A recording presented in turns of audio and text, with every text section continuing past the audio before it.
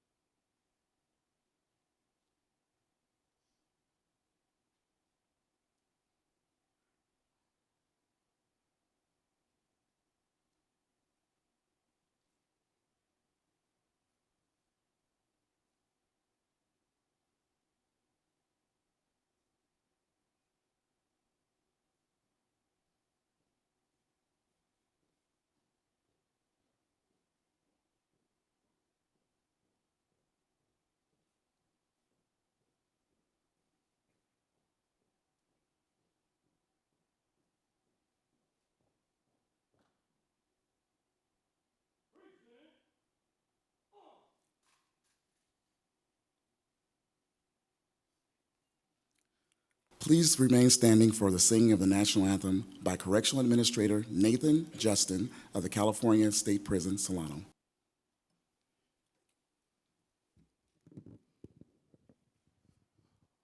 Oh, say, can you see by the dawn's early light what so proudly we hailed at the twilight's last gleaming, whose broad stripes and bright stars through the perilous fight o'er the ramparts we watched were so gallantly streaming, and the rocket's red glare, the bombs bursting in air, gave proof through the night that our flag was still there.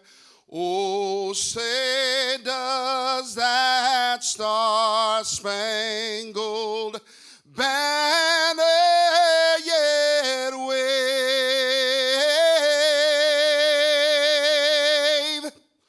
o'er the land of the free and the home of the brave.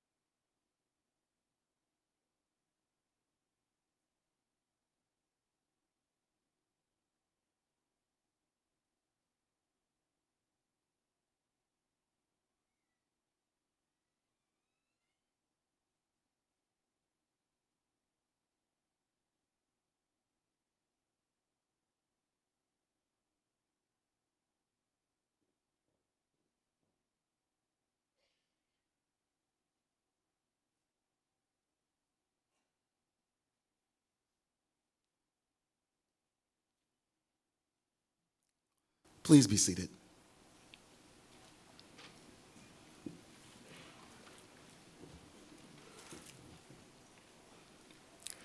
Now, Reverend Humberto Gomez of Folsom State Prison will lead the invocation.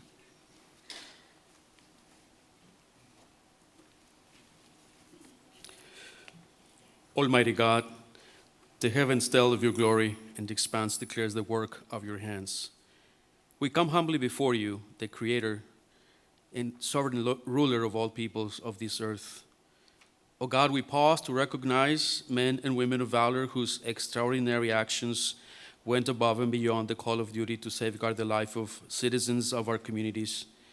Despite their personal safety, they became good Samaritans to the one in need. Thank you for their exceptional courage and bravery, for their compassion and service. Bestow upon us now your holy presence in this special place at this time. Send down your abundant blessings on these your sons and daughters who so generously devoted themselves to helping others in times of need. Strengthen them in their trials. Give them the courage to face the perils of which beset them, and grant them a sense of your abiding presence, wherever they may be. We ask this and pray in your holy name. Amen.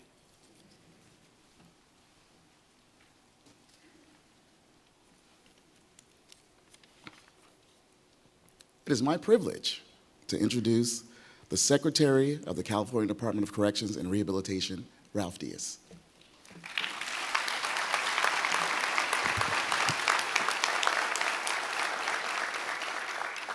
Thank you, Sam. First of all, I'd like to welcome all of you to this occasion and this event. From where I'm standing, I can tell you I can't be more proud of this agency at this moment and the capacity that I sit in leading this agency. As I look around, I can say we're doing well and we have a lot of work to do, and I'm confident we can accomplish it. Before we begin, I do want to give a few thanks to a few people that made this event possible. We'd like to thank the California Correctional Supervisors Association, President Art Gonzalez and his association for their graciously hosting the CDCR Medal of Valor. They have done this for the past 15 years, so let's give them a round of applause and thank them.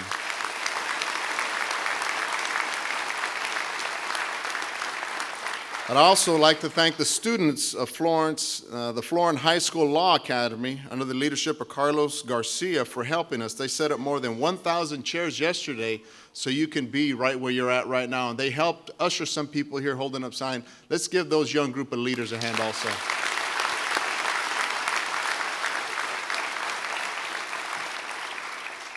Here today is Anthony Uribe, Special Assistant to Congressman Ami Berra. We appreciate all efforts of the federal and state legislature to help this special recognition and certificates to our honorees occur. In addition, I'd like to thank the Creekside Church for making this excellent facility available for us here today. We have been here several times, and I can say every time we have come here, it's just been really special, and we just want to thank the church. This year has presented many challenges for the California Department of Corrections and Rehabilitation, and I would like to thank all of our staff members who tirelessly work in the field and meet the goals of our agency to secure the state of California and ensure correctional excellence. Today we honor heroes that have been placed in situations that call for action and that go above and beyond their normal course of duty. That's a tough standard because in our correction setting, our normal is already at high. We also recognize the dedicated CDCR employees who exemplify a commitment to selfless service day in and day out. Our staff are tasked with assuring that the largest correctional department in the nation runs safely, securely, humanely, under what is often the most stressful and extreme of circumstances. Our employees we're called upon to exhibit teamwork, dedication, and bravery on a day-to-day basis. And our more than 230 honorees this year, about 180 are being honored for outstanding work as a team. Among the groups being honored today are more than 80 peer support volunteers, and they're receiving honors for their work counseling firefighters, law enforcement personnel under and during the devastated Camp Fire that killed 86 people. This fire took a heavy toll on first responders amid the ashes and smoke. Our peer support volunteers stood beside them, helping them to get through it. CDCR, in cooperation with several other agencies, launched the Ventura Fire Camp initiative in a way to where we can give parolees an opportunity for firefighting jobs. This was a difficult obstacle. We spent many hours and many days and many conversations, but if it were not for the collaboration with CAL FIRE and the work with CDCR, CAL FIRE, and the California Conservation Corps, it would not have been made possible. CDCR co-hosted a national convention for working women in corrections. The event had thousands of people, including some of the foremost people in corrections. The convention staff made possible in part by the dedicated group at CDCR staff. And we'll be honoring that group here today. But whether the group is an individual of noble acts, innovative ideas of corrections today, the honorees, they inspire each and every one of us. I am privileged to lead the department. I'm very proud of the employees, and I look forward to our future successes and the future acts that they will definitely be honored for. And in closing, before we begin, I do want to say that we rarely gather as a group to honor people. Unfortunately, the only times that we gather as groups like this and look as great as we do today is usually to honor people who are no longer with us or for graduations. There are very few times that we gather to celebrate. And today is truly a day of celebration. I came in a little bit earlier this morning on purpose because I wanted to see the family members of the loved ones that are being honored. And to them and to you, I want to say thank you. Just like your loved ones who are being honored today, you are also being honored for your dedication. So welcome to our Medal of Valor ceremony today, and please enjoy yourself.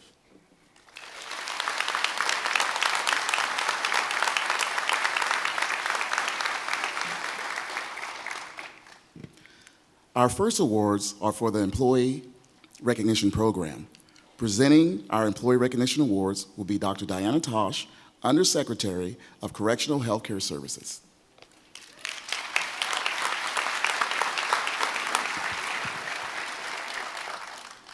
Thank you, Sam. Good morning, everyone. Each year, the directors of our divisions recognize employees in their areas for outstanding work. The first award is for the Executive of the Year. And I was really worried she wouldn't get to her seat. I kept hurrying her to her seat. So now she knows why. This year's honor goes to Warden Cynthia Tampkins of the California Rehabilitation Center. Please come forward to accept your award.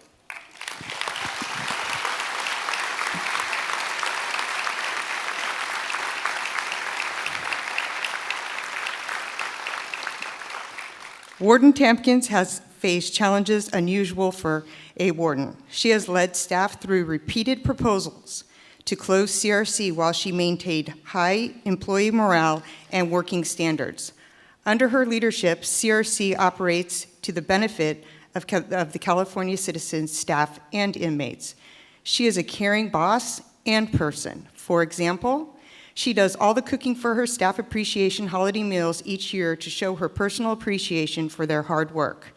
By all accounts, she is a great warden and a great cook. Thank you for your outstanding service.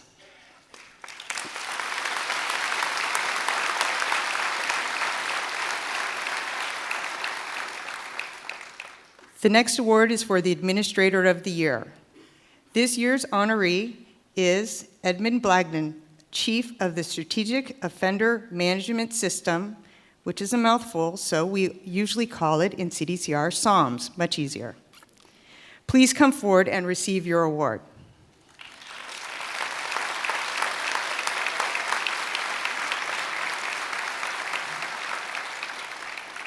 In an agency laden with acronyms, we all know it, you can say a whole sentence and maybe get a verb in there. Few are known better than SOMS.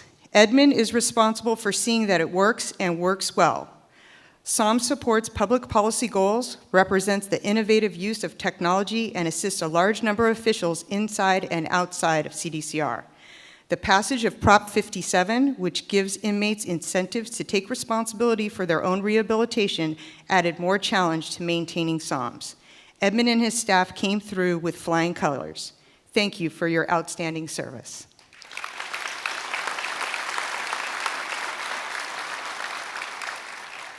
The next award is for Correctional Officer of the Year. This year, we have 2 honorees. They are Tom Hutzel, Correctional Counselor 2 at Pelican Bay State Prison, and Rebecca Thomas, Correctional Officer at Calipatria State Prison. Please come forward to accept your awards.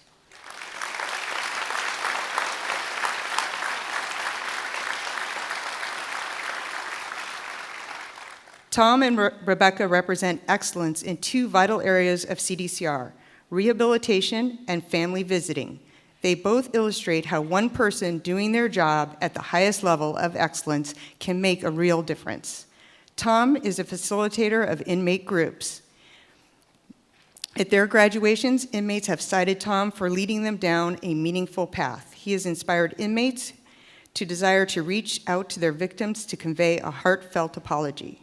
Rebecca is a visiting officer, a key link in an important function, fostering and maintaining good family relationships for inmates. Rebecca is in large part responsible for the nearly non-existent backlog of visiting applications, a Herculean feat. The Calipatria Visiting Program is widely considered one of the best and most successful in CDCR. Rebecca plays a large role in Calipatria's high standing. Thank you both for your great work.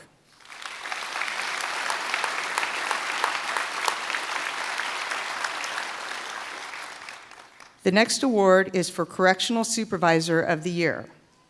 The honoree is Mary Rodriguez, Correctional Sergeant at California Correctional Institution. Please come forward to accept your award.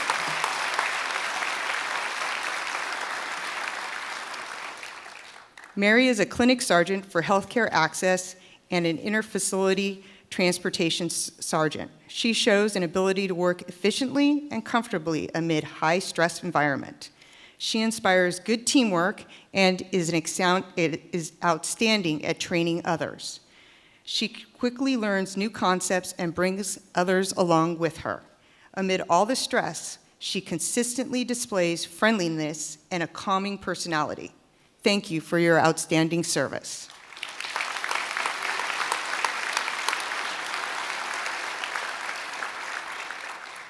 Our next award is for Rehabilitation Professionals of the Year. They are William Joe Sullivan, Warden of the California Correctional Institution. There's more. There's 4 of them. Kimberly Chu, Correctional Counselor 3, California State Prison, Solano. Steve Smith, Correctional Counselor 3 at California Men's Colony. And Ross Zimmerman, Supervisor of Correctional Education at North Kern State Prison. Please step forward to accept your awards. Today's honorees illustrate that successful rehabilitation requires efforts from people at many levels. Lowering the recidivism rate is a team effort. Kim and Steve are on the front lines in working with staff to successfully encourage rehabilitation from inside the fence to re-entry programs in the community. Ross is highly adept at making sure the education offerings are taught in a manner that elevates the inmates and encourages others to participate. Everything works better with support from the top. Joe leads the way as warden. He daily encourages staff to promote rehabilitation and personally gets involved when he sees the need for a solution. Thank you for your outstanding service.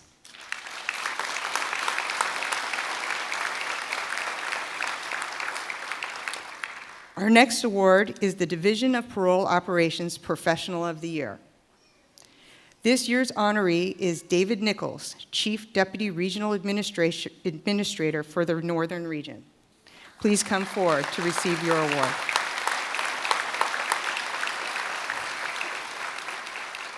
David was given a tough job implementing a program to assisting parole agents with little no resources. He fit the pieces of the puzzle together, he acquired the necessary staffing resources, and launched the program. By adding exit interviews for those who participated, he gained insight into what worked and what didn't work. Thanks to his leadership, the program was successful. He also took the program to the next level by sharing information with internal and external shareholders who are interested in launching similar efforts. Thank you for a job well done.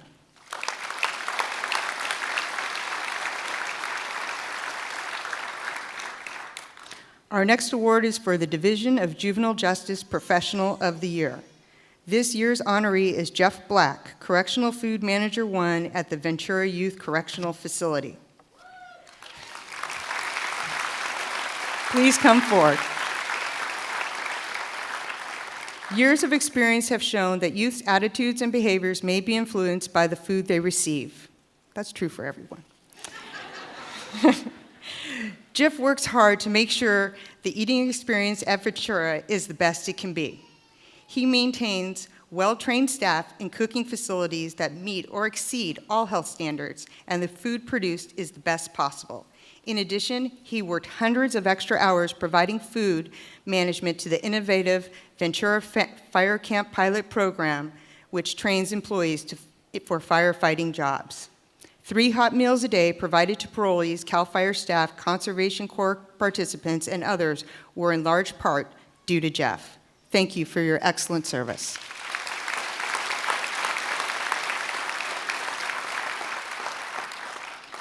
Our next award is the Beacon Award. This is the second year for this award. The Beacon Award was established to honor employee, contractor, or volunteer who has fully embraced and expanded the department's mission to rehabilitate offenders and make California safer through small, everyday acts that recognize and tap into an individual's potential to transform. Kenneth Dixon, a parole agent with the Division of Adult Parole Operations, is this year's honoree. Please come forward to receive your award.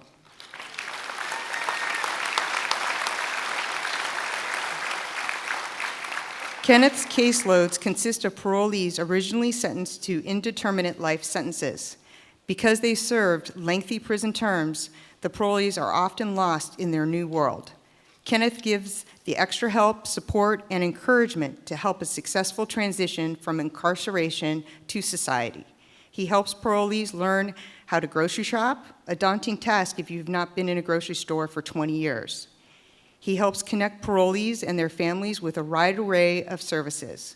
He maintains a Facebook page listing available resources that is available 24/7, showing the dedication and communication skills that behoove the former Marine gunnery sergeant that he is. No task is too large or too small for him. No complaint or question goes unanswered. Thank you for your service.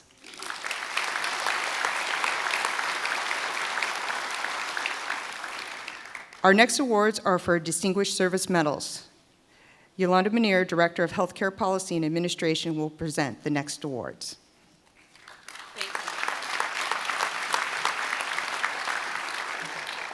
Thank you, Diana.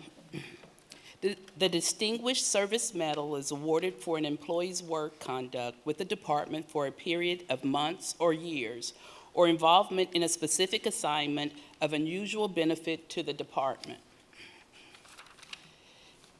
Our first Distinguished Service Medals are awarded to Tamara Jones and Min Nguyen, both senior investigators and parole agent 3s with the Board of Parole Hearings. Please come forward to receive your award.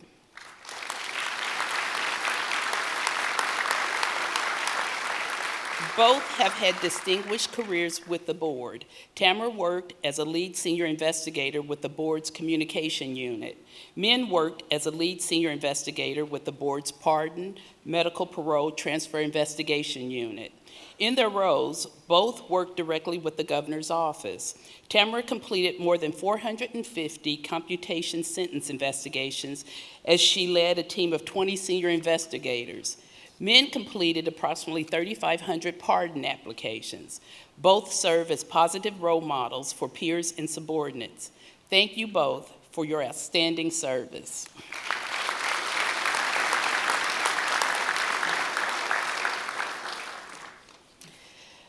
Our next Distinguished Service Medal is awarded to Shannon Swain, Superintendent of the Office of Correctional Education. Please come forward to receive your award.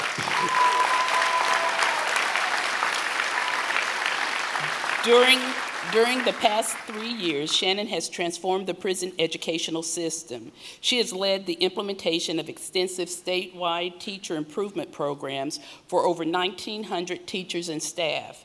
Her most notable achievements are the Student Success Initiative and the Distinguished School Award. The Student Initiative helped professionalize prison education programs. The initiative improved the teaching experience by training teachers and staff on how to be more effective. The Distinguished School Award created incentives for wardens to raise the level of schools by challenging them to work with their principals to improve communication, school climate, and the learning culture. Shannon, congratulations on a job well done.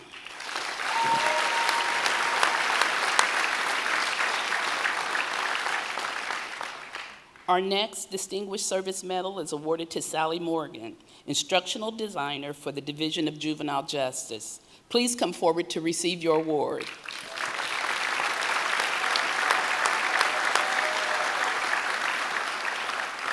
As the only instructional designer at DJJ, Sally juggles a wide range of responsibilities. It is an understatement to say she wears many hats. She plans, schedules, monitors, and manages the development of training curriculum. She trains, coaches, mentors, and provides professional consultation to DJJ staff. She is responsible for all DJJ training curriculum. The span of her work reaches from headquarters to classrooms. She does all this quietly behind the scenes. However, today she gets to step into the spotlight. Thank you for your dedicated service.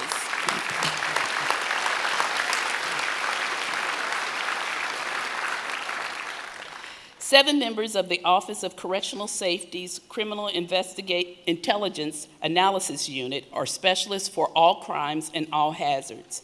They are receiving Distinguished Service Medals for their work over the years. They are Ruthanna Esquivel, Monica Gober, Tony Losi, Julie Rojo, Jennifer Lay, Lloyd Wallace, and Janelle Walls. Please come forward to receive your medals.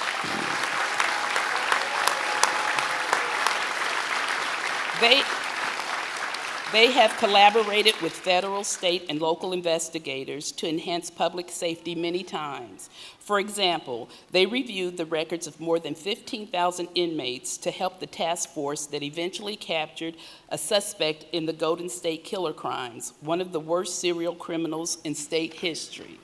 They monitored and evaluated potential threats to staff at multiple institutions. They analyzed contraband cell phones to identify evidence for a multitude of conspiracies to commit crimes, ranging from committing murder to threats against inmates. Thank you for your outstanding work.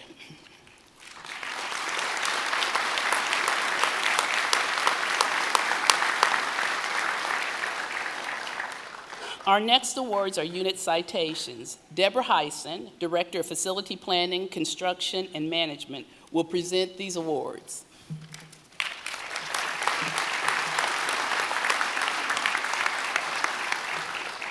Thank you, Yolanda. The unit citation is awarded for great courage displayed by a departmental unit in the course of conducting an operation in the face of immediate life-threatening circumstances. The first unit citation honorees are two correctional officers at the California Correctional Institution. They are Jacob Arrieta and Edwin Rosito Diaz. Please come forward to receive your awards.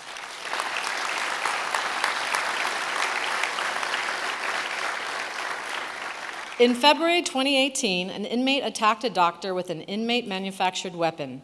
The inmate slashed the doctor several times on the back of her neck and head. As he continued the attack, Officer Arrieta rushed to her aid. He used physical force to stop the attack. Responding to an alarm, Officer Rosita Diaz found Officer Arrieta and the inmate fighting on the ground. Officer Rosita Diaz assisted Officer Arrieta in disarming and subduing the inmate. Officer Arrieta sustained lacerations to both forearms but recovered. Thank you both for your bravery and service.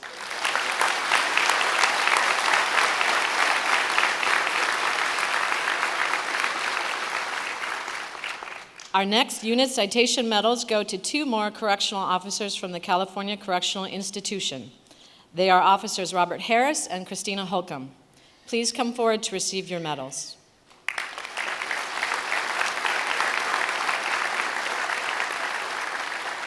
Also, Correctional Officer Edward Knickerbocker, please join them.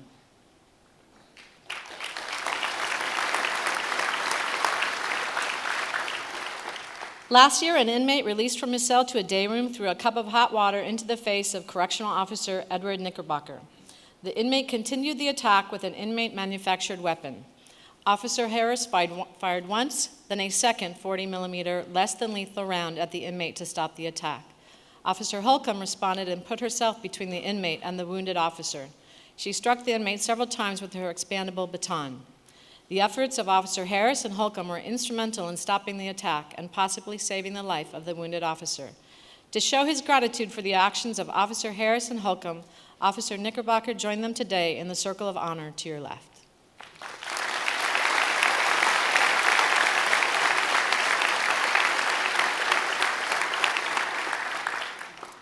Our next unit citation medals go to a correctional lieutenant and 3 CAL FIRE captains at the Washington Ridge Conservation Camp. They are Lieutenant Galvin Ratliff and Captains Todd Nelson and Eric Ayers and Chris Sauer. Please come forward to receive your medals.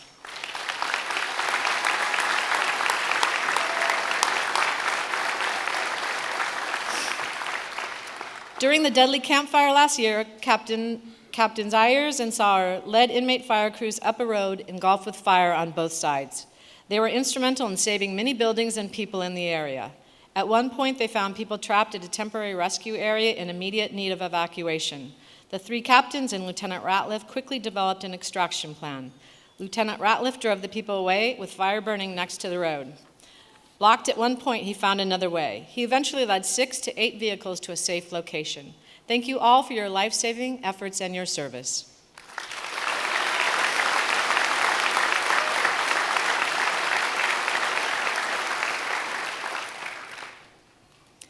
Our next awards are the Bronze Star Medal. This medal is the department's award for saving a life without placing oneself in peril. The employee shall have used proper training and tactics in a professional manner to save or clearly contribute to saving the life of another person. Our first Bronze Star is awarded to Therese Smith, a registered nurse at High Desert State Prison. Please come forward to receive your medal.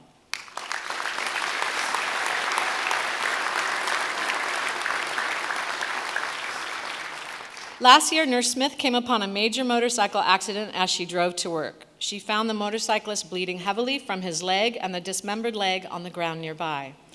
Acting quickly to stop the bleeding, she removed her utility belt and used it as a tourniquet. She gave the victim reassurance as she kept the tourniquet in place until EMTs arrived and could take over. Nurse Smith not only probably saved the motorcyclist's life, but also ensured his little daughter could still say "Daddy" with a smile on her face. Thank you for your life-saving action.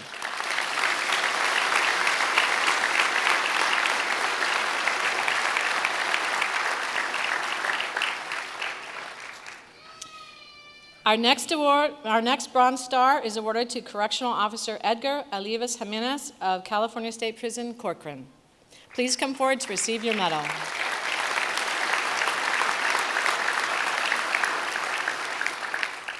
As he drove home last December, Officer Alivas came upon an accident scene on a rural road. A vehicle had flipped on its side, gas leaking from a severed fuel line. The 3 occupants, a mother and her 2 daughters, were crying and calling for help. Officer Alivas Jimenez noticed the roof of the vehicle was caved in due to the accident, and only one of the 3 female occupants of the vehicle was able to exit. He then crawled in the vehicle through the shattered glass rear window and was able to utilize his feet to kick out the vehicle's glass sunroof. Officer Alivas Jimenez was then able to assist the remaining 2 vehicles trapped in the car exit through the vehicle's sunroof and away from the vehicle and smell of gas.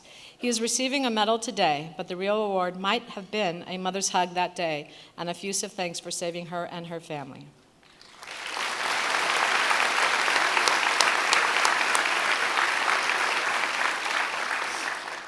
The next medals will be presented by Connie Gibson, Director of the Division of Adult Institutions.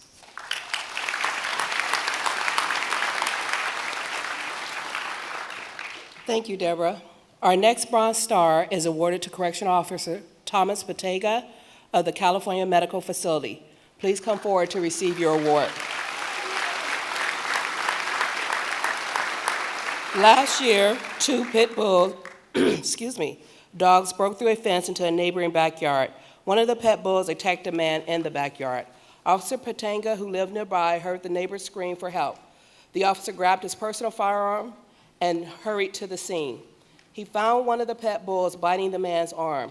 Fearing if he shot the dog, he may hit the victim, Officer Patanga tried to stop the attack without firing, but that effort failed. The victim fell, exposing his throat to the dog's attack. Officer Patanga fired one round into the dog, stopping the attack and saving the man's life. Officer Patanga, thank you for your brave service.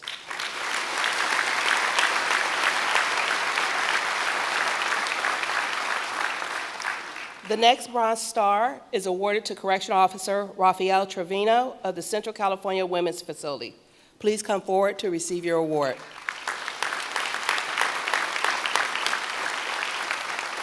Almost a year ago today, Officer Trevino returned from a medical transport to find a vehicle in a ditch near the prison's parking area.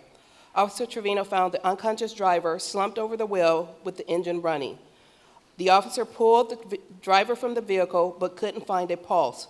He began CPR immediately and continued CPR until emergency help arrived. He later found out the driver was a member of the prison staff. Officer Trevino, thank you for your unselfish act.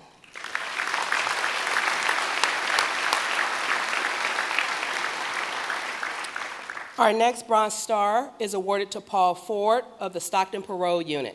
Please come forward to accept your award.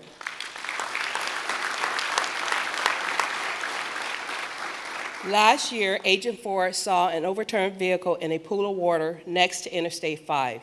He found the driver lying on the ground near the water. The driver was unable to say if more people were in the vehicle. Officer Ford worked his way around through 5 feet of water to the vehicle and determined it was empty. He returned to the driver and used his emergency kit to control the driver's bleeding. Officer Ford credited his CDCR training for keeping him focused during the ordeal. But the commitment to his fellow humans that caused him to go through 5 feet of dirty water to check a sinking SUV was all Officer Ford's. Thank you for your life-saving acts.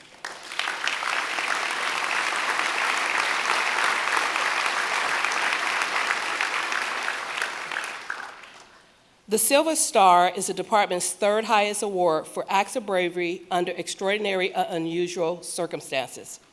The employee shall display courage in the face of potential peril while saving or attempting to save the life of another person or distinguish himself or herself by performing in stressful situations with exceptional tactics or judgment.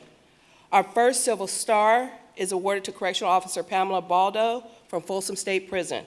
Please come forward to receive your medal.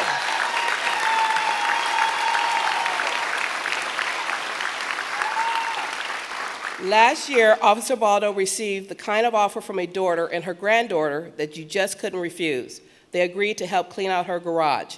Waiting to eat breakfast, Officer Baldo heard the garage door slam shut. Suddenly, a man and a woman ran into her home. Officer Baldo secured her grandchildren in a locked bathroom. She pursued them out of the back door. Officer Baldo apprehended the female intruder who was armed with a knife. She took the intruder to the Elk Grove police in front of her house. The police later caught the male intruder. The backstory is the two intruders drove a stolen car into Officer Baldo's garage in a desperate attempt to escape the police. For them, it was the wrong house, the wrong ideal, and the wrong grandmother. Thanks for your heroic acts.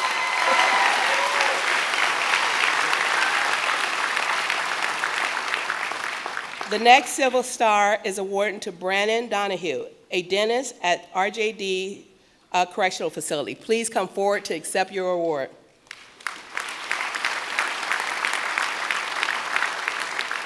Last year, as Dr. Donahue drove with his wife, he saw a car swerve into 2 lanes of the interstate near Oceanside and plunge down a deep embankment. Dr. Donahue stopped and rushed to the car 70 feet down the embankment. The car was in danger of plunging another 50 feet. As gasoline dripped from the smoking car, Dr. Donahue pulled the driver away from danger.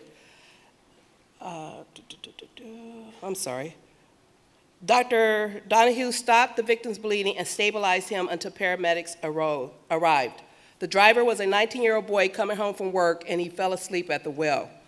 When asked by Oceanside Police why he risked his life to help, Dr. Donahue said, "I did it because I would want any mother or father to know that someone took care of their kid when they needed help the most. Thank you for your bravery and your service."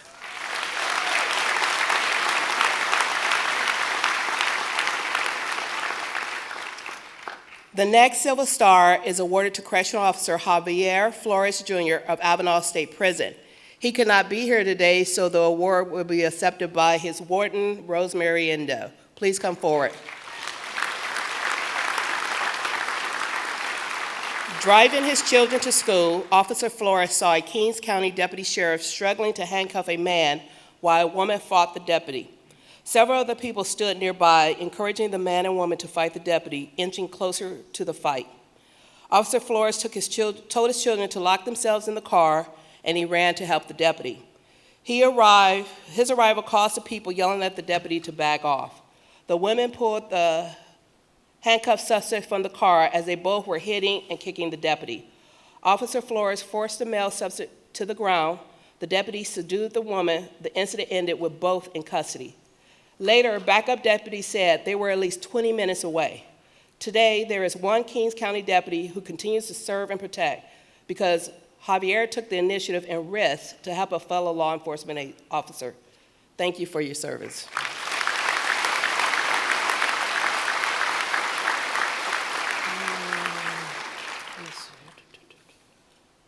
Trying to get myself back on track, I'm sorry. Here we are.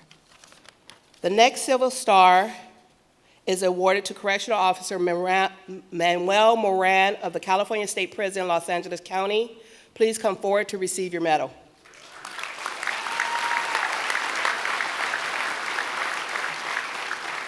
Last year, Officer Moran stopped an attack on Deputy Attorney General Jennifer Heisek in a courtroom. This is how she described the attack. The inmate took issue with me, in particular discussing his case, and began talking to himself about that DA, referring to me. Becoming more agitated, the inmate threatened he was going to teach that DA to show him some respect. In what felt like a nanosecond, the inmate stood up from his chair in waist chains and handcuffs and lunged in my direction. The entire transportation team acted quickly to keep him from reaching me and took him to the ground. Officer Moran put himself between me and the inmate, giving me time to move to a safe distance. During the takedown, the inmate bit off the tip of Officer Moran's left ring finger and spit it out. I have no doubt that if not for Officer Moran's willingness to put himself in harm's way to protect me, the inmate would have sunk his teeth into the left side of my face to teach me. The attorney says she is forever grateful to Officer Moran and his intervention that day. Thank you.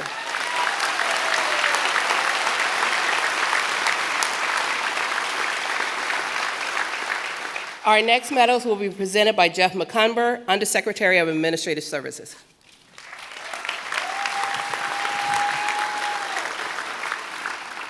Thank you, Connie. The next Silver Star is awarded to Correctional Officer Gabriel Montero of Pleasant Valley State Prison. Officer Montero and your wife, Terry, please come forward.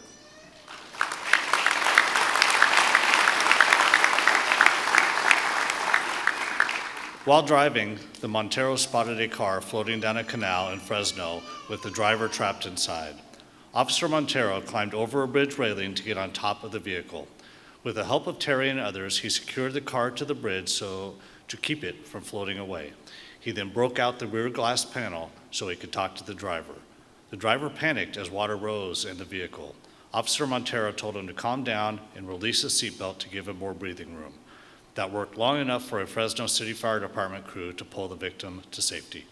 The fire department honored the Monteros with a Medal of Bravery. The citation states, if not for the action of the Monteros, quote, there could have been a much different outcome.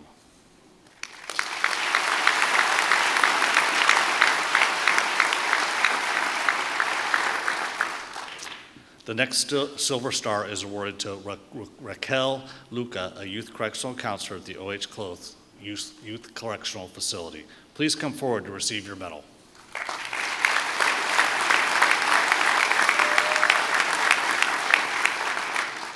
Counselor Lucas stopped an attack by two youthful offenders on another counselor. The attack included the youth beating the counselor with his own flashlight. His injuries left him unable to defend himself. Counselor Luca rushed to the scene and ordered both attackers to get down. One complied, but the other continued the assault. Counselor Luca pulled the other attacker off the injured counselor. She placed herself between the attackers and the injured counselor. She told the injured counselor to lock himself in the counselor station. She had to repeat the command several times while holding off the attackers before the victim responded. Counselor Luca's quick actions at great risk to her may have saved her fellow counselor's life.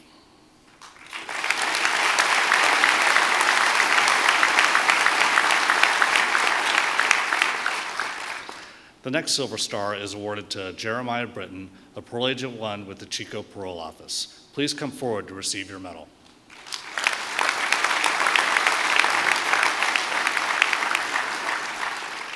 When the deadly campfire scorched large areas of Butte County, Agent Britton helped his neighbors. Agent Britton, an experienced heavy equipment operator, worked with a CAL FIRE bulldozer crew to cut a fire break. The break stopped the fire, which killed 80 people, from devastating his neighborhood. All the while, the fire burned close to Agent Britton. He said the smoke and falling ash made midday look like night. Agent Britton cared for cats, rabbits, chickens, goats, and even an alpaca as he worked in the shadow of the fire to care for his neighbor's property. Asked why he took this risk, he said, quote, "I'm not saying run into a burning building or stand in front of a wall of flames, but be there for each other in a time of need and do what you can."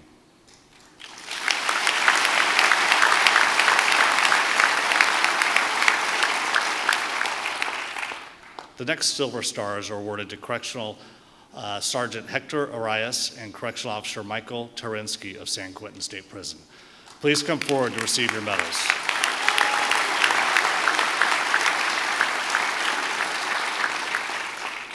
Last year, while carpooling to San Quentin, both officers suddenly found themselves playing key roles in rescuing a woman from a wrecked RV leaking propane.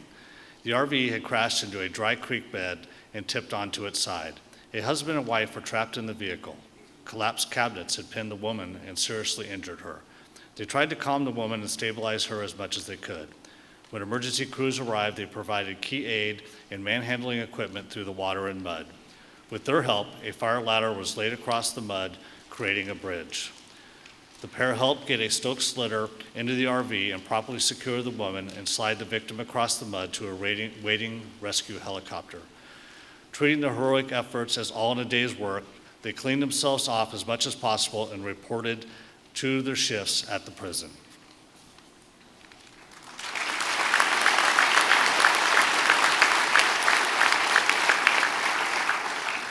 Our next presentations will be for Gold Star medals. Presenting these awards will be Kathleen Allison, Undersecretary of Operations.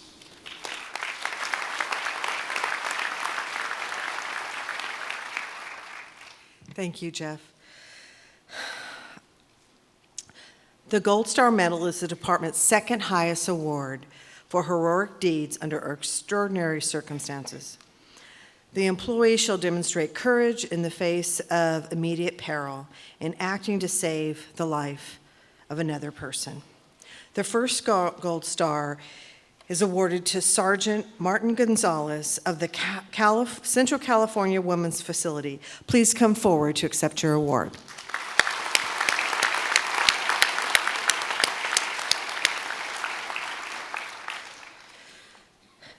During off-duty in Madera last year, Sergeant Gonzalez was caught in an event straight out of a Hollywood film.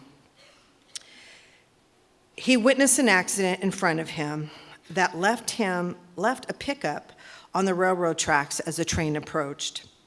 Two passengers in the pickup ignored Sergeant Gonzalez's efforts to get them to unlock the doors, as they were both in shock. Sergeant Gonzalez pounded on the window, as did another man on the passenger side window. The female passenger finally regained her senses enough to roll down the window halfway, allowing the other Good Samaritan to unlock the door. But the driver refused to let go of the steering wheel, still in shock. Sergeant Gonzalez had to pry his hands free. The driver still resisted exiting as Sergeant Gonzalez pulled him out of the truck and drug him to safety. In an anticlimactic turn of events, the train stopped just in time. Congratulations, Officer Gonzalez.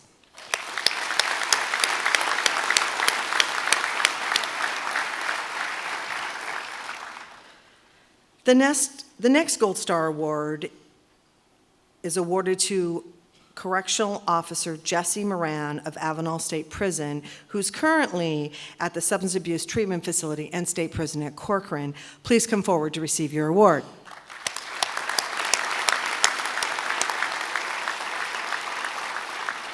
Two institutions that are near and dear to my heart since they took about almost 30 years of my life. Anyway, while fishing on the Sequoia River last year, he saw a 5-year-old boy across the river slip, bounce off the rocks, and plunge into the moving river. One of the boy's uncles jumped into the water, but was unable to reach the boy. Without thinking twice about his own safety, he jumped into the freezing cold river and swam to render aid. He assisted the boy to the shore. He tried to pull the uncle from the river, but the currents were too strong, and the uncle unfortunately tragically drowned.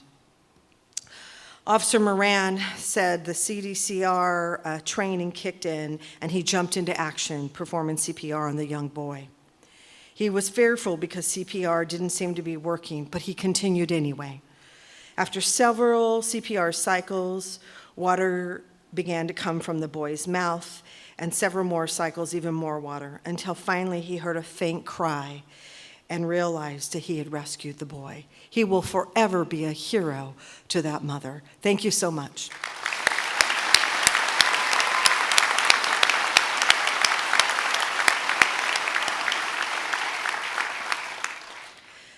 The next Gold Star Award is to Correctional Sergeant Rebecca Steele of the Central California Women's Facility. Please come forward to receive your award.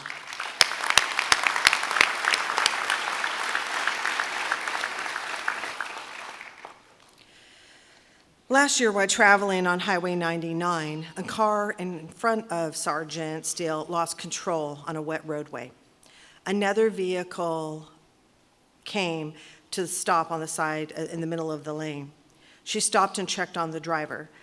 Dazed, the driver couldn't put the car into neutral, so Sergeant Steele pushed the car off the roadway.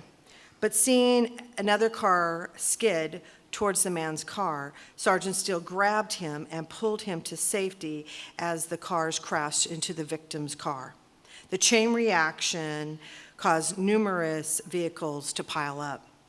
Sergeant called 911, and she began checking on the other crash victims, helping where she could. Fortunately, all suffered only minor injuries. Thank you so much for your service.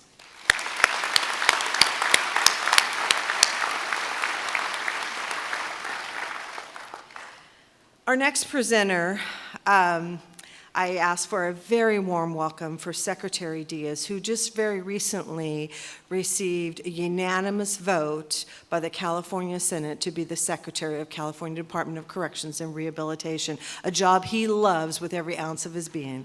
Secretary Diaz.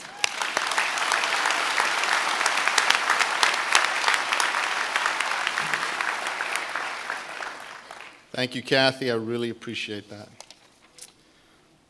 So far today, we've seen the power of the individual or a small number of individuals, but CDCR deals with matters far bigger than any one person, matters that require teamwork on a larger scale. This year, we see the power of the team at CDCR, from fighting a cell fire to helping people cope with the immense tragedy of the Camp Fire. Now we honor some of those outstanding instances of teamwork from last year. The first group presentation is to 16 people who work for the California Correctional Healthcare Services. They are being recognized as Healthcare Professionals of the Year under the Employee Recognition Awards. Honorees, please stand and face the audience.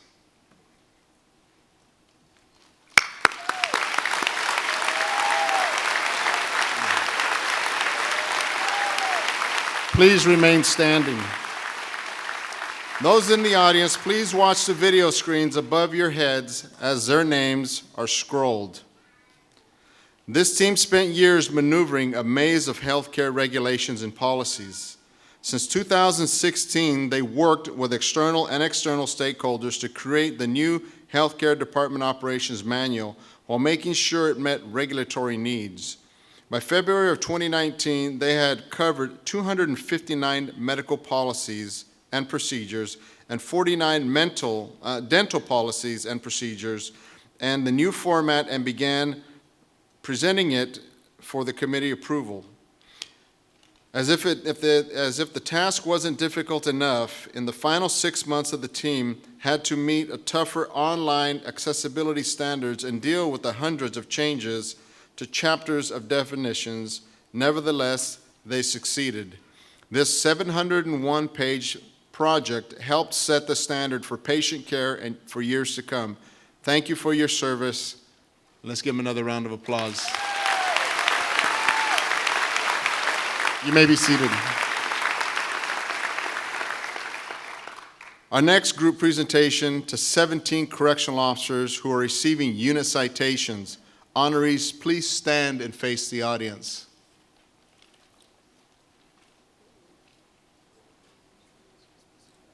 Are they not here? CSP SAC? That would be you.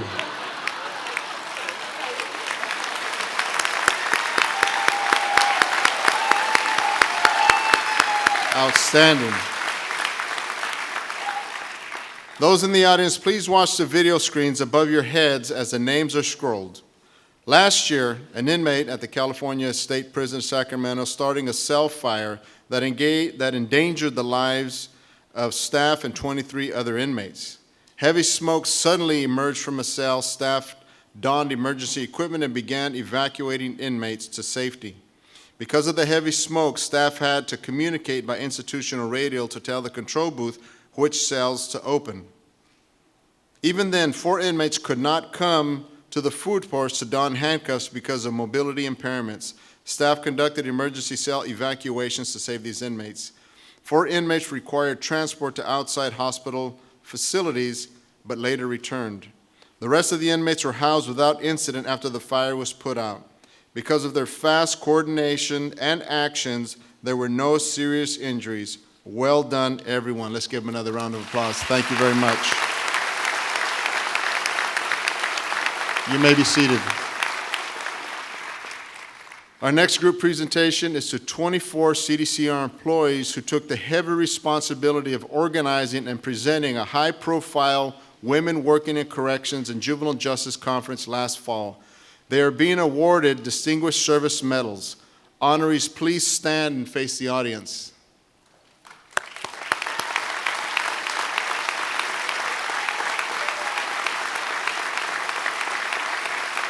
The Women Working in Corrections and Juvenile Justice Conference is a national event held every 2 years in a different state.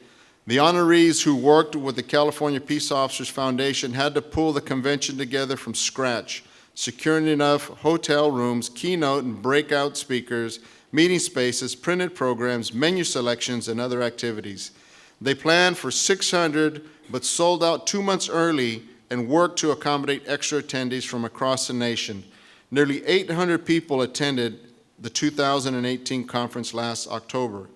Some of their tasks were hire nationally recognized people to speak at general sessions, seek people for 42 breakout sessions, solicit vendors and recruit sponsors, recruit more than 100 volunteers, arrange entertainment, and set up a silent auction, and to handle communication and outreach. Oh, and to do all this, they handled their own day-to-day jobs. The conference was a smashing success, generating much goodwill for CDCR throughout California. And I have to say, in my travels around the country, the attendees who were there, I still receive compliments. So for all of you, job well done. You may be seated.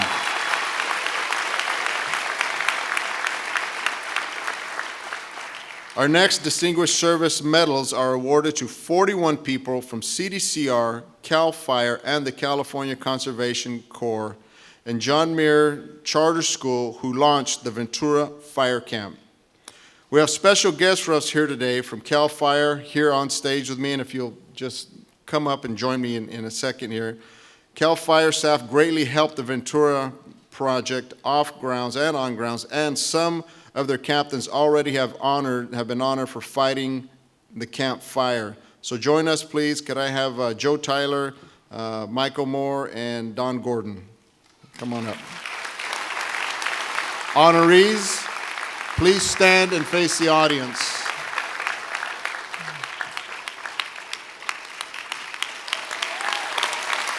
Those in the audience, please watch the video screens above for the names that are being scrolled.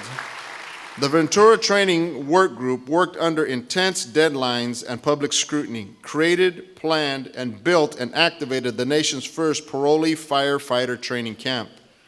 The camp is a collaboration of CDCR, CAL FIRE, and the Anti-Recidivism Coalition and the California Conservation Corps.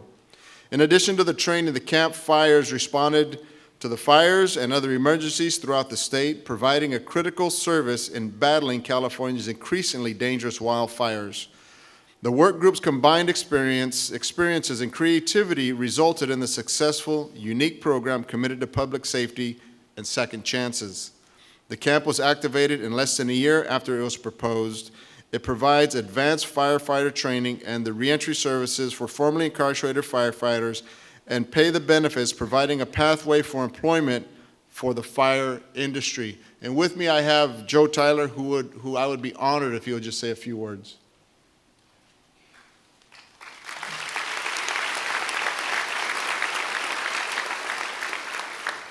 Friends and family, Joe Tyler, I'm the Chief of Fire Protection for CAL FIRE. Those standing before you have done a tremendous job under extraordinary circumstances to complete a task to give employees within our conservation camp system the opportunity to use the training that they provided there, and or fire crew members from our institution fire departments the ability to gain the skills, experience, and training necessary to equal that of an entry-level firefighter to be competitive in the workforce. Your job is well done. Those that you have trained thus far are already receiving jobs, whether it's private fire contract crews, the United States Forest Service, or CAL FIRE. Those that you're training have moved forward and are showing the work that you have done is paying off. It was under tremendous circumstances, as Secretary Diaz mentioned.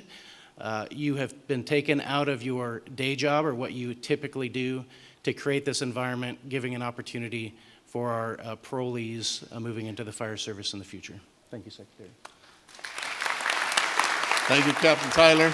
And I will say that this work really exemplifies the R in CDCR and rehabilitation, and how we do believe that those who come into our prison system for the specified period of time, that California is ready and willing to provide them second chances just by what's been demonstrated here. So I want to thank you. Thank you all. You may be seated. Our next group presentation is to 83 peer support volunteers who responded to the deadly Camp Fire in Northern California last year. The Camp Fire was the deadliest and most destructive wildfire in the history of California and is on the high list of the world's deadliest fire. The fire started November 8, 2018. The fire destroyed Paradise, California. The fire caused at least 85 civilian fatalities. Some first responders found themselves rescuing others as their own homes burned. Into this natural disaster stepped more than 80 peer support volunteers from CDCR. They provided counseling and extra hands that were there to help in the time of need. These peer support volunteers are being awarded the unit citation today. Jeff Bauer, a CDCR videographer, has created a special video about the peer support volunteers. Those in the audience, please watch the screens above.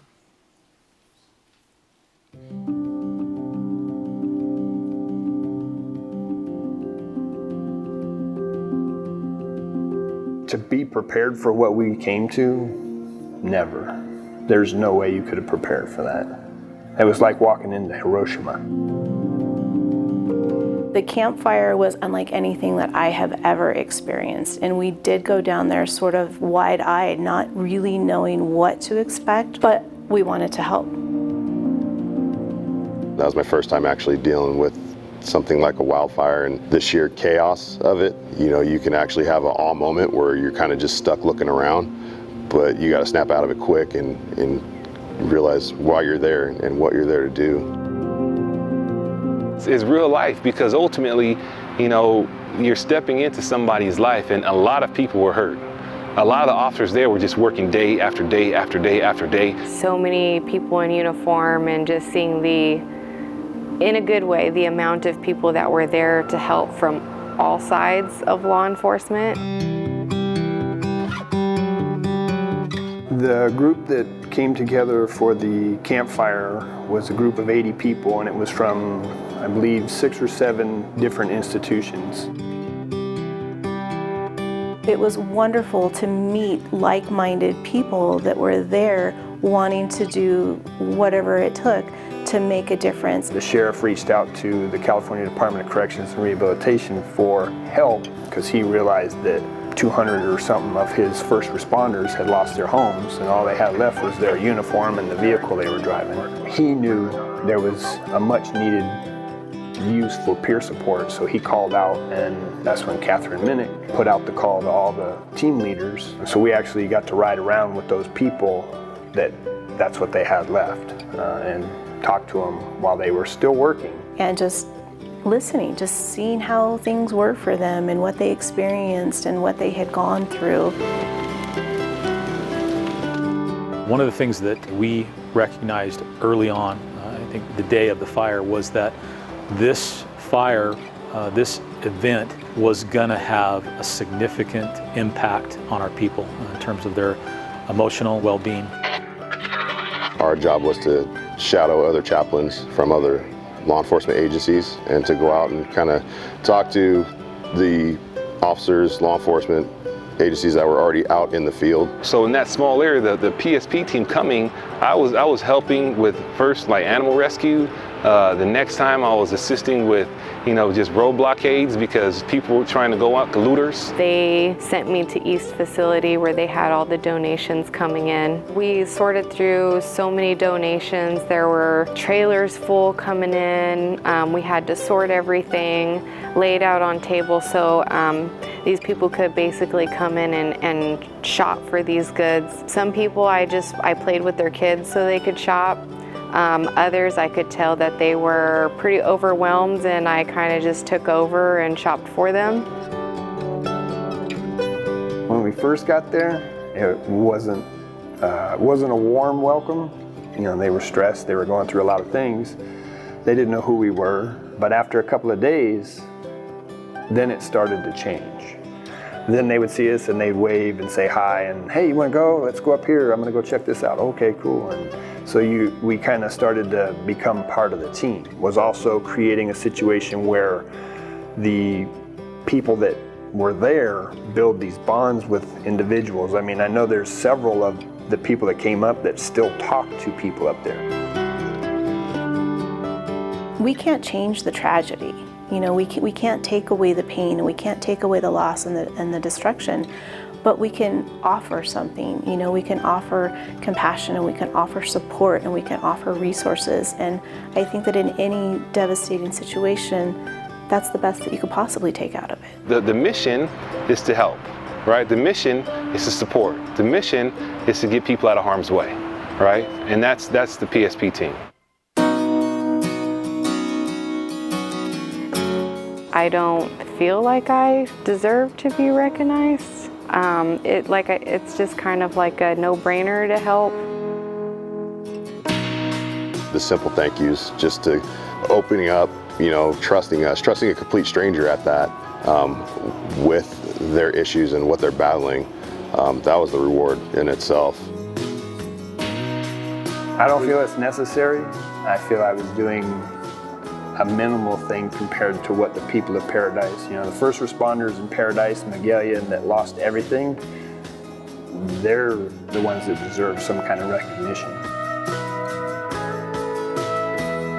It's an honor, absolutely. I mean, I feel very honored. It was very emotional, and there was a lot of loss, and feeling like I'm getting a praise and an attaboy for being there with people that lost so much and sacrificed so much. It's a little bit odd. With all the negativity in this environment, it does help out. It shines a little light, you know, on this prison and on the institution. So yeah, it's pretty cool.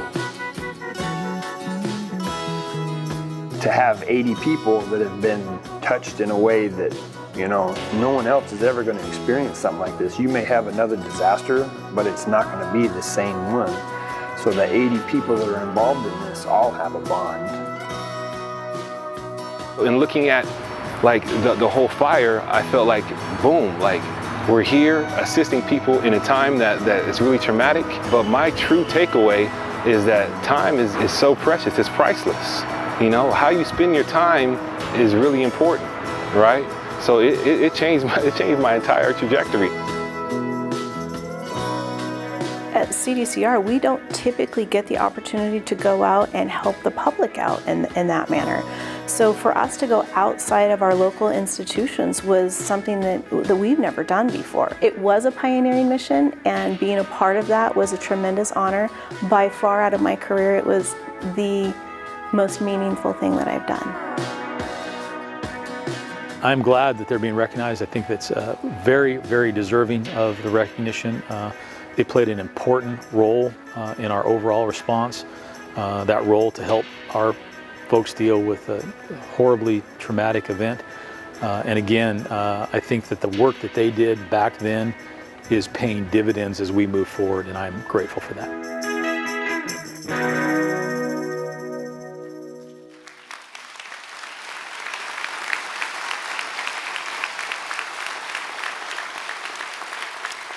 We also have special law enforcement guests here with us today, those staff members who were directly involved in dealing with the fire. Please join me on stage here, and we already have my law enforcement partner, Sheriff Honey from Butte County. Could you join me, Sheriff?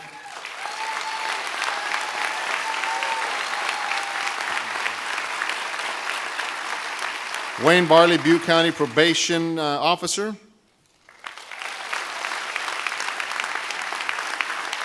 Ed Hall, Senior Chaplain for Butte County Sheriff's Office.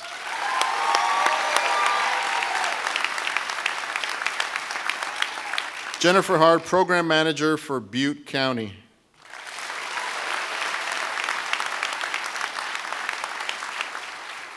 It would be my honor if I could have Sheriff Honey say a few words. Secretary Diz, thank you so much. It is an incredible honor to be here today to witness this event. And I certainly want to thank you not only for inviting us here today, but also for the everyday collaboration and cooperation that we receive from CDCR. It's a pretty incredible working relationship, and I'm proud of it. As you heard, the Camp Fire was the most destructive and deadliest wildfire in California's history to date, and I certainly hope that there's never an event that surpasses it. Every single member of the community that we serve was impacted, and every member of my department, as well as all of the other first responders from Butte County and those who rushed in, were impacted as well. There's really no way that I can adequately describe the emotional trauma visited upon all of the first responders who had to risk their lives to save other people, in many cases while their own homes burned and their families were in peril. As you saw, we recognized early on the need to address that trauma, and from my standpoint, or from my department, I certainly want to thank my senior chaplain, Pastor Ed Hall, for being our liaison to that group. There was so many moving parts to that response. And as you heard, some of the other recipients of awards today were risking their lives, and I want to thank them as well and congratulate them. But to the peer support folks, I will tell you this. Long after the communities of Concow and Magalia and Paradise and Butte Creek are rebuilt, long after The visible scars of the fire have been erased from the landscape. The emotional trauma that was visited upon those first responders will exist. That was the first time that I saw that video, and it brought tears to my eyes as well, remembering those events, and I suspect that will be a response that we have for many, many years. And I think it's important to keep this in context and really understand the important work that you did. For those of you who are not aware, first responders experience a suicide rate 10% higher than that of the general population. And emotional trauma visited upon all of us in this profession is something that we have to get better at dealing with. But the bottom line is this: the work that you guys did, beginning on the day of the fire and for the many, many months that went after that, will save careers and save lives. And you may never know that, but the fact of the matter is the work that you did was paramount, and I thank you very much for your response.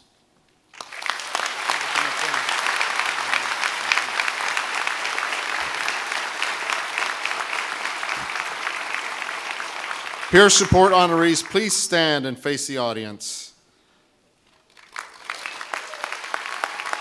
Audience, please watch the video screens overhead as their names are scrolled. These honorees are an outstanding group of folks who gave their time, their support. Yeah, let's keep that going. My apologies. That's good stuff.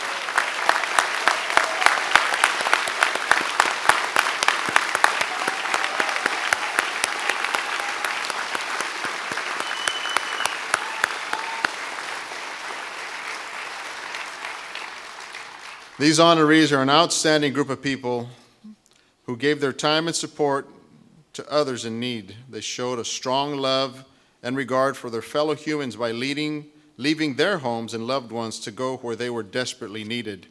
They walked into a landscape, as one of them said, it looked like they'd been hit by a nuclear bomb. That's a good metaphor for the emotional state of some law enforcement, firefighters, and others who are struggling with their own feelings as they respond to the disasters that they face day after day. No one ordered them to go, but they did remember that they were volunteers.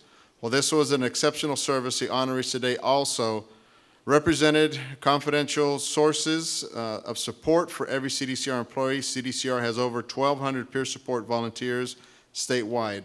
The peer support program was established to ensure CDC staff involved with work-related critical incidents are provided with intervention and available resources to cope with the immediate effects of trauma to the incident.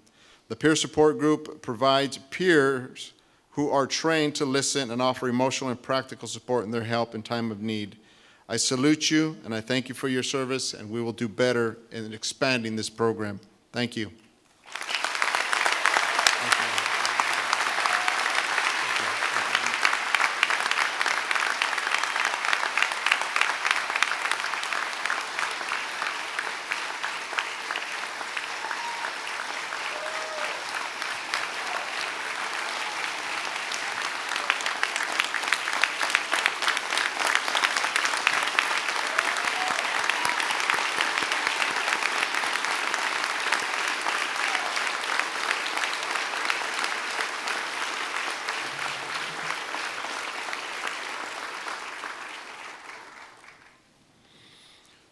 Our next awards are the Medal of Valor. The Medal of Valor is the department's highest award. The Medal of Valor is awarded to employees who distinguish themselves by conspicuous bravery or heroism above and beyond the normal demands of correctional service. Our first Medal of Valor is awarded to Sergeant William Annis of the California Rehabilitation Center. Jeff Bauer, a videographer with the California Public Communications Office, has created a video of Sergeant Annis, so please take a look at the video.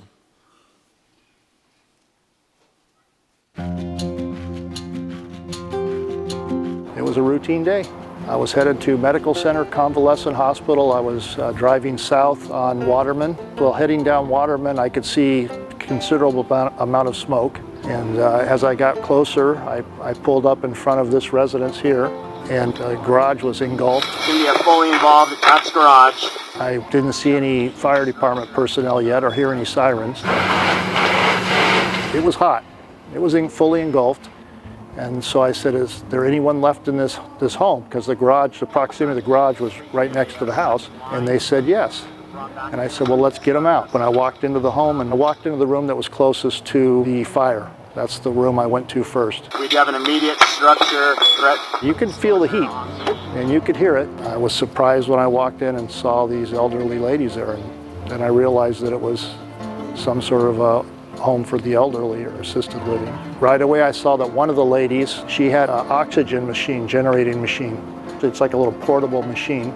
And so I asked, ladies, can you walk? And the one lady said, get me my walker, I'm ready to go. And I helped her up, and I was guiding her out, and one of the gentlemen that worked there in this assisted living came in and he took her.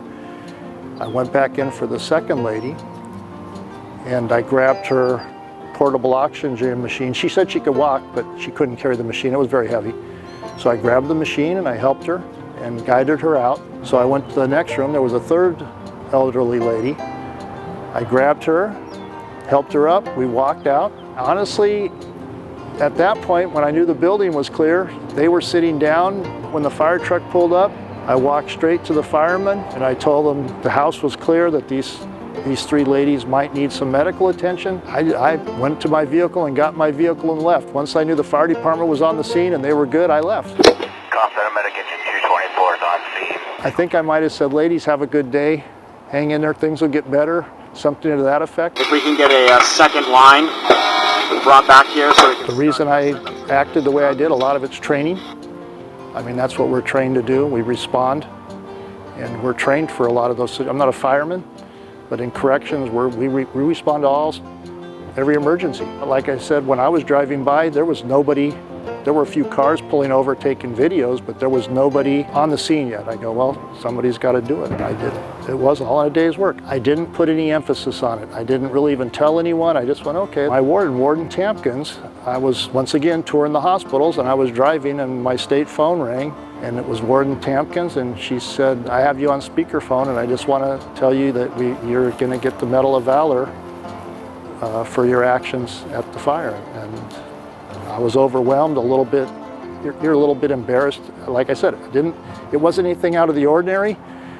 For me, I didn't think it was that big a deal, but my Warden Tampkins did, and I just thanked her, and I could hear everyone cheering in the background, and it was a huge compliment. It was, can't say enough about it. I'll be going to Sacramento to accept the award, and I'll be honored, and it'll be a little overwhelming. It's a big honor, and I'll kind of accept it on behalf of everyone in my department, because there's many officers that have done the same thing or more that didn't get a medal, and I did. And so that's kind of how I'll accept it. I still don't think it was anything out of the ordinary. I still think anybody in my shoes would have done the same thing. I just really believe that. Anybody, especially in a uniform.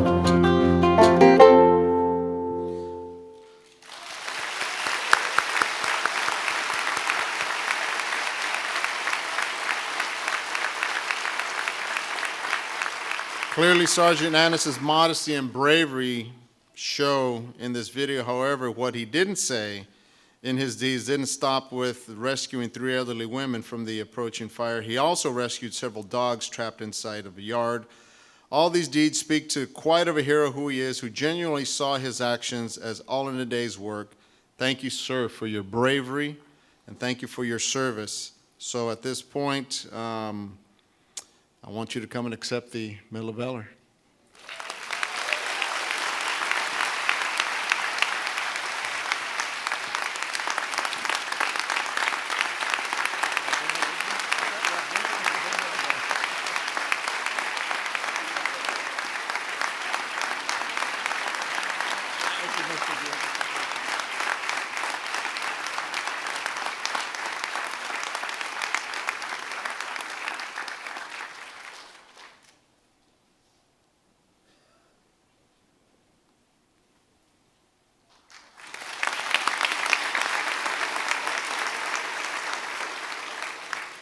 Our next Medal of Valor is awarded to Correctional Officer Hector Villarreal of Pleasant Valley State Prison.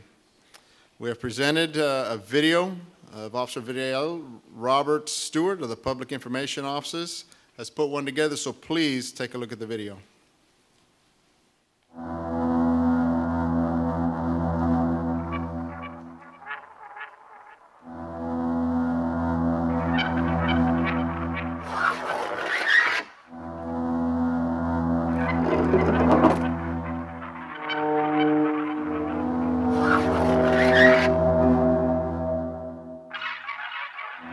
They've all happened in the same area of Fresno County, in the outskirts of the city of Kerman. The Fresno County Sheriff's Office tells us there has been another random shooting southeast of Kerman.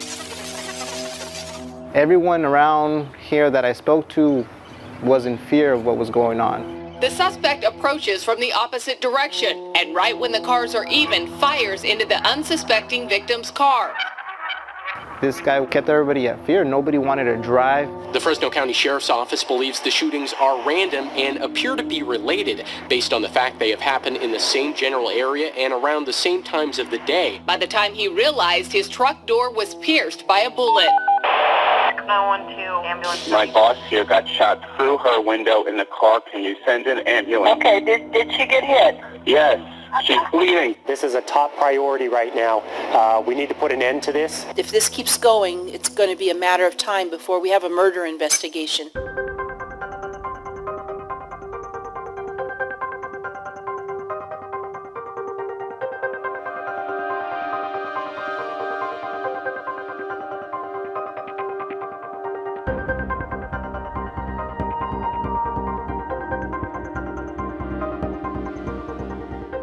Kerman is my hometown.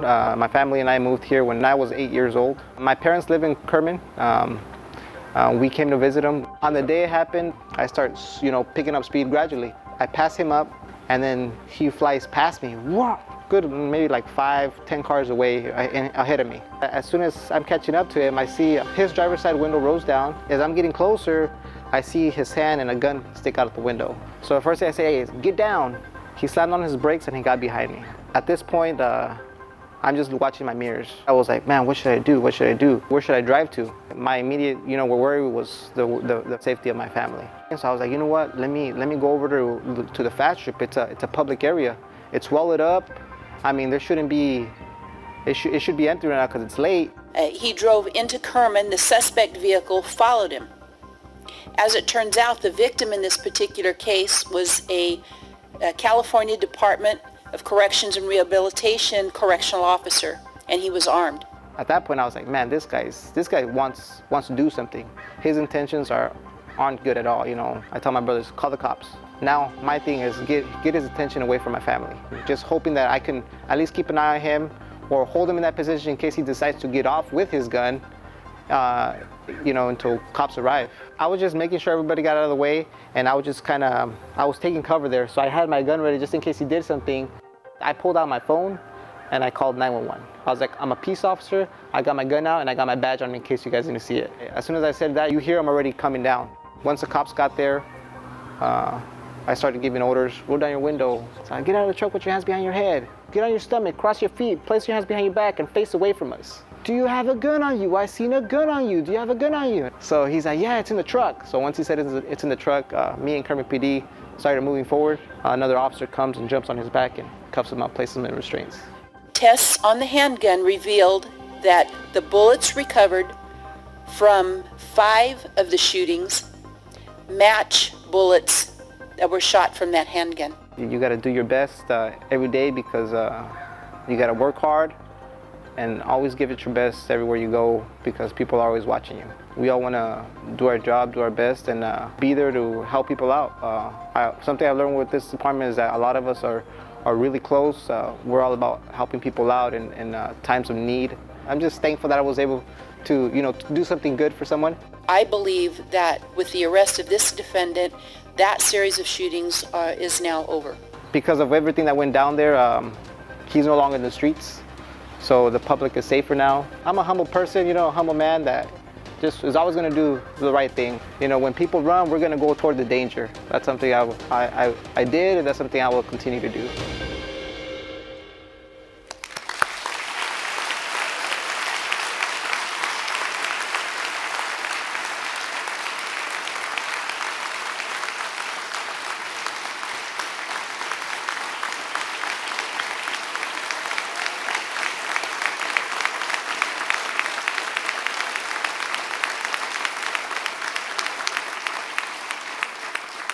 Officer Villarreal ended a serial shooting spree before it became deadly. His display of quick actions, thinking, and outstanding judgment by protecting his family and protecting the community.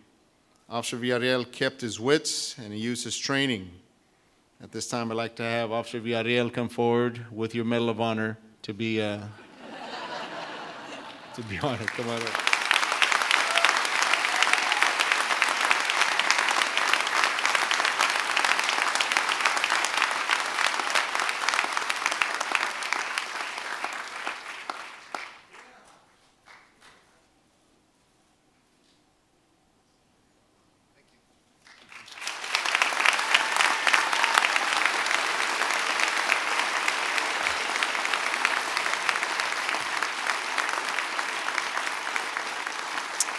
Officer Villarreal and Sergeant Annis show the thin green line CDCR staff forms, and it extends past the institution walls and to the public at large. Our staff must wear many hats each day, keep order, ensure safety, encourage rehabilitation. None of it is easy. But as you see today from the honorary CDCR staff do this, and we do it well, and we do it every day. Congratulations to all of the award recipients, and this concludes our Medal of Valor ceremony. God bless you.